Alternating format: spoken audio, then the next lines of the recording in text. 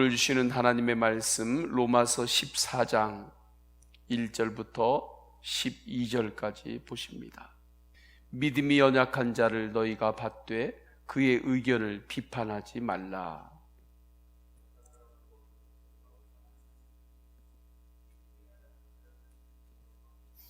먹는 자는 먹지 않는 자를 업신여기지 말고 먹지 않는 자는 먹는 자를 비판하지 말라. 이는 하나님이 그를 받으셨음이라.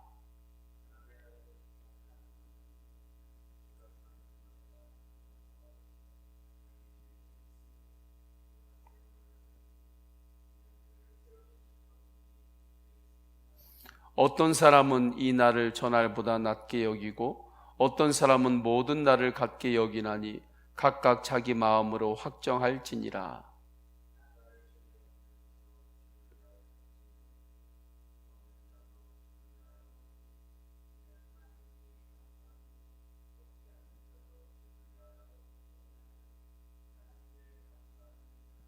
우리 중에 누구든지 자기를 위하여 사는 자가 없고 자기를 위하여 죽는 자도 없도다.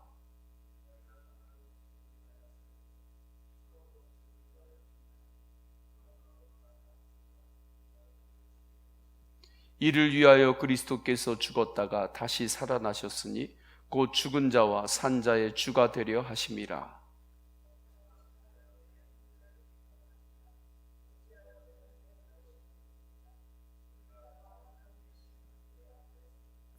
기록되었을 때 주께서 이르시되 내가 살았노니 모든 무릎이 내게 꿇을 것이요 모든 혀가 하나님께 자백하리라 하였느니라.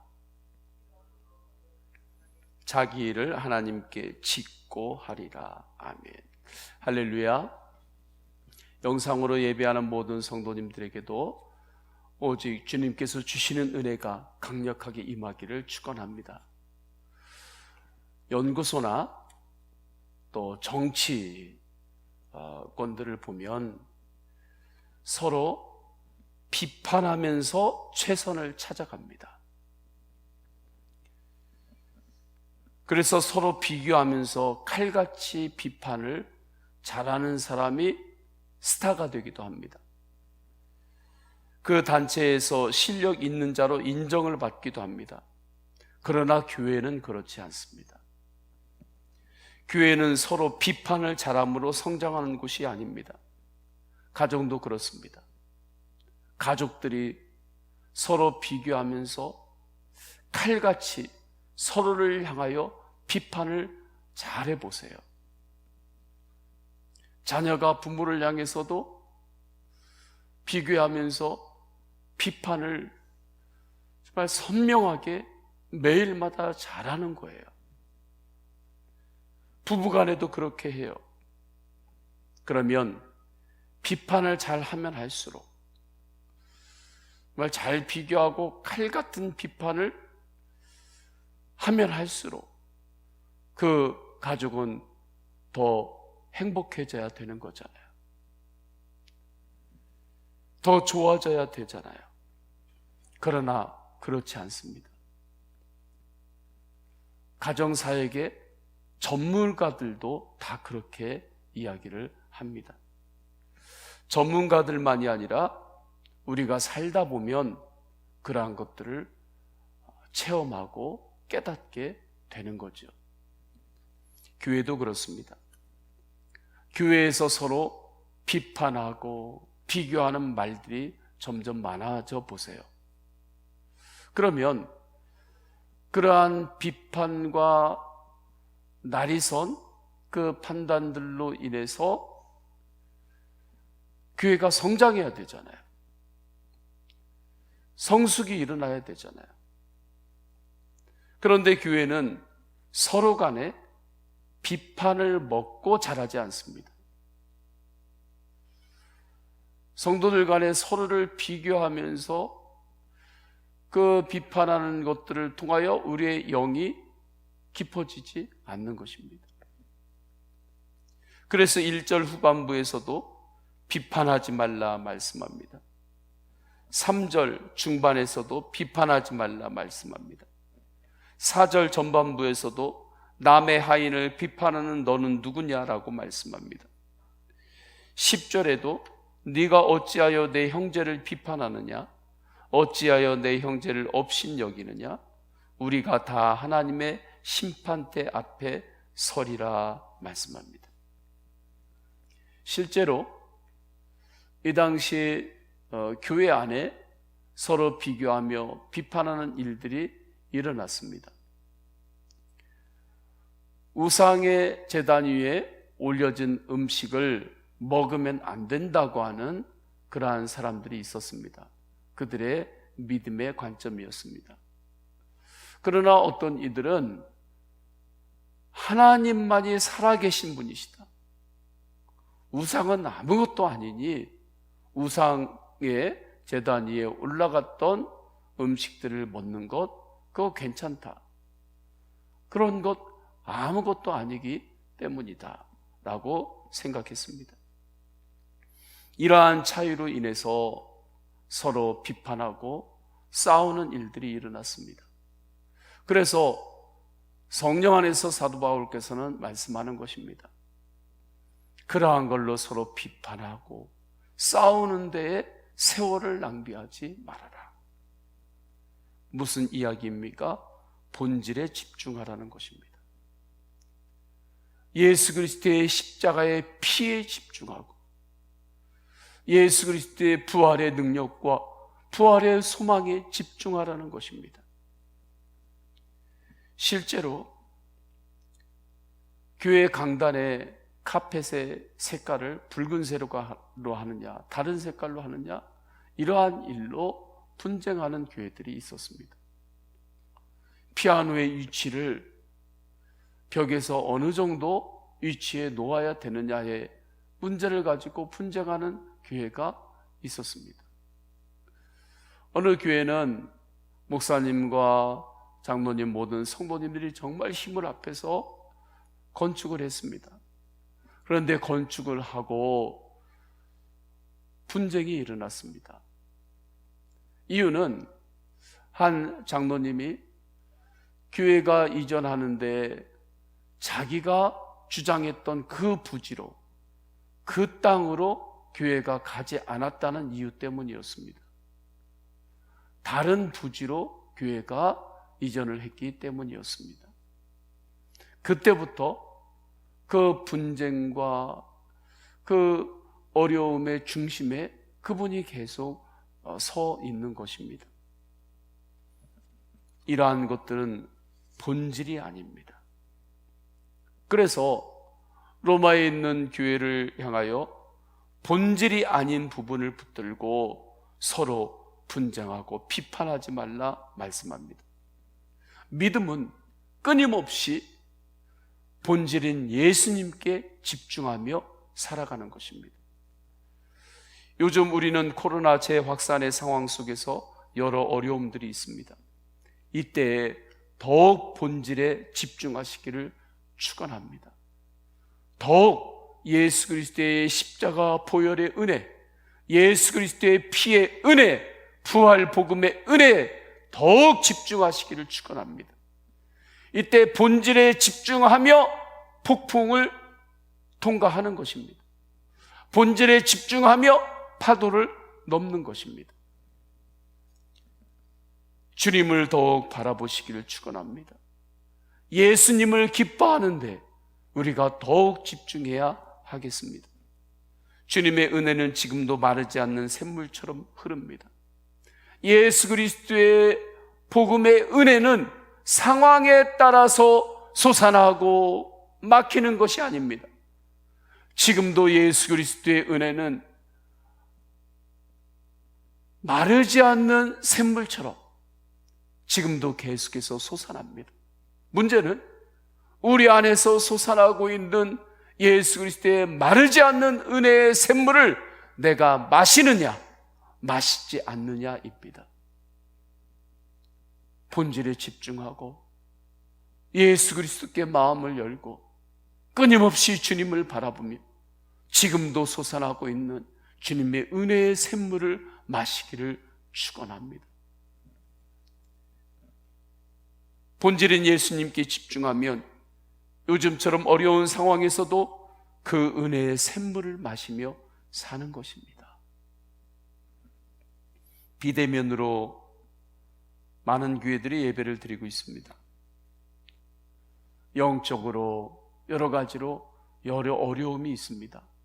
부인할 수 없는 상황입니다. 그런데 말씀을 묵상할 때 그렇지만은 않다는 것을 깨달았습니다. 하나님께서 말씀을 주실 때 초대교회의 상황도 비대면 상황들이 곳곳에서 일어났습니다.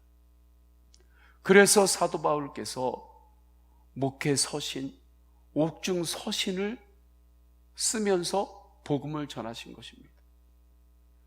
성도들과 대면에서 은혜를 함께 나누고 말씀을 전할 때가 있었습니다. 그러나 비대면으로 말씀을 전할 수밖에 없는 상황이 있었습니다. 그래서 옥중서신 또 목회서신을 보냈습니다. 요한계시록도 비대면으로 있을 수밖에 없는 상황에서 사도 요한에게 하나님께서 계시를 주셨습니다.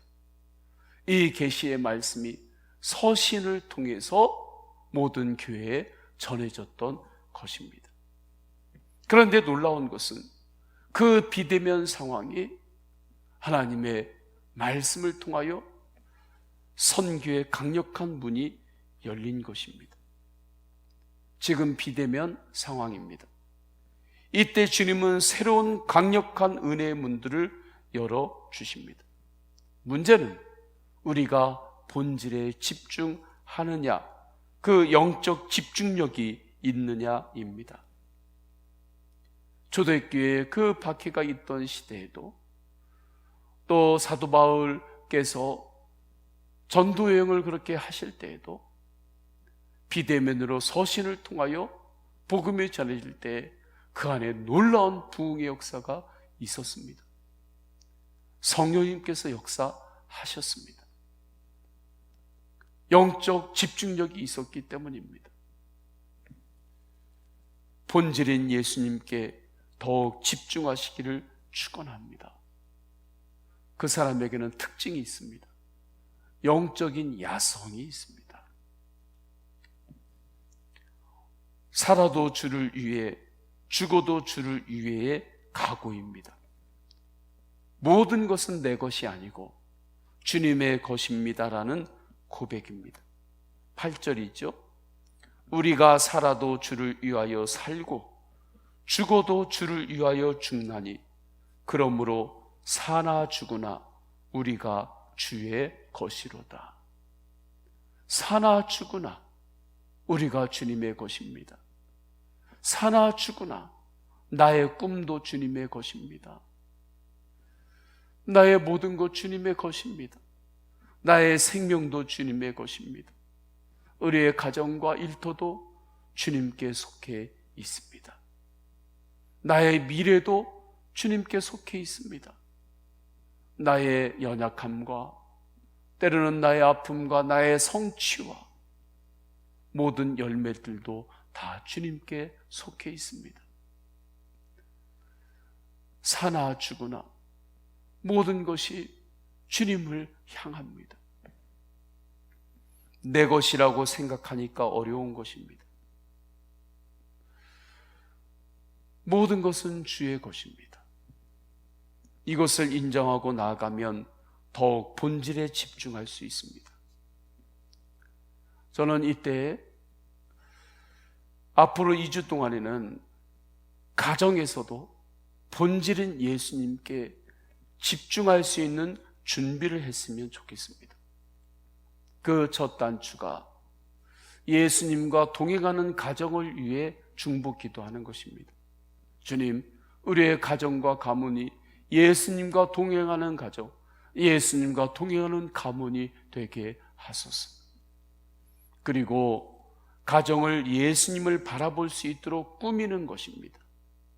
청소도 하고 가정 안에서 예수님을 바라볼 수 있도록 가정의 한 부분에 또 십자가도 놓고 그렇게 주님이 주시는 은사를 사용해서 잘 꾸미는 것이죠. 일터에서도 예수님을 바라볼 수 있도록 나만의 방법으로 조그맣게 꾸미는 것도 좋겠습니다. 본질에 집중하면 주님께서 역사하십니다. 내가 비교하고 내가 판단해야 될 것들 하나님께서 직접 하실 때가 있습니다. 그래서 오늘 마지막 절에 보게 되면 12절에 이렇게 말씀하죠. 이러므로 우리 각 사람이 자기 일을 하나님께 짓고 하리라. 이것은 하나님께서 마지막 때에 심판하시고 판단하실 때가 있다는 것입니다. 많은 경우의 것들, 비판하고 비난해야 되는 것들 하나님께 맡기고 오직 예수 그리스도 그 본질에 집중하고 하나님이 기뻐하실 것이 무엇인지를 알고 그것을 찾아 집중하는 그러한 하루가 되고 그러한 때가 되기를 주님의 이름으로 축원합니다. 우리 다 함께 기도하십니다. 다 함께 기도하실 때 오늘 주신 말씀 붙들고 기도합니다. 본질에 집중하게 하소서. 여러 가지 비대면으로 어려운 상황 가운데 하나님이 기뻐하시는 것이 무엇인지 그것을 찾아 그것에만 더욱 집중하게 하옵소서. 성도님들의 개인의 기도 제목을 올려드리시고 또한 육신 연약한 이들을 주님 붙잡아 주셔서 치유하여 주옵소서, 보호하여 주옵소서. 또한 코로나19로 고통받는 이 나라 민족을 주님 불쌍히 여겨 주옵소서. 주여 세 번 간절히 부르짖고 통성으로 기도하십니다. 주여 주여 주여. 할렐루야. 하나님 아버지 이를 예수 붙잡아 주셔서 성령 충만하니 충만 말씀 충만함으로 역사하소서. 성령님 주님께서 역사를 주셔서 하늘문을 여시 주님 우리를 다스려 주옵소서. 하나님 아버지 본질에 더 집중하게 하소서. 주님 본질에 더 집중하게 하여 주옵소서. 예수님께 더 집중하게 하소서. 하나님께서 기뻐하는 것이 무엇인지를 하나님 아버지 찾고 하나님 아버지 그 일을 하고 순종하는 데 집중하게 하소서. 하나님 아버지 어디 예수님께 집중할 수 있는 준비를 하는 그러한 때가 되게 하여 주옵소서. 가정과 가문 안에서 하나님 아버지 오직 예수님께 집중할 수 있도록 준비를 하게 하소서. 그렇게 가정을 꾸미게 하여 주옵소서. 앞으로 2주 동안에 하나님 아버지 그렇게 우리가 행하며 나아가기를 원합니다.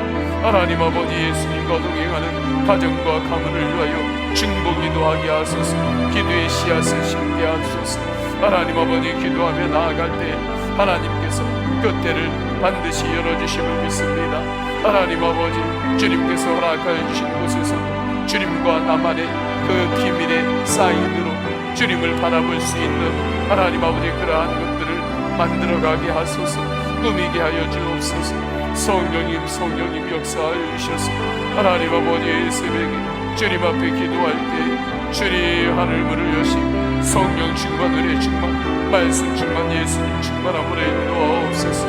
육신 연약한 지체들이 있습니다. 주님 붙잡아 주셔서 치유하여 주옵소서. 강건케 하여 주옵소서. 주님 만져 주옵소서. 하나님 아버지 비대면 시대에 하나님 아버지 옥중에서 서신을 쓰고 목회 서신을 쓰고 하나님 아버지 계시록 서신을 통하여 하나님의 백성들에게 전해졌습니다. 그때 놀라운 역사가 일어났습니다. 성령의 강력한 역사가 일어났습니다. 하나님 아버지 비대면 시대가 왔을지라도 하나님 아버지 이때 주님께서 주시는 놀라운 은혜가 하나님 아버지 강력하게 일어남을 믿사옵나니 하나님 아버지 은혜를 주시는 성령님 은혜를 주시는 예수님께만 더욱더 집중하게 하소서.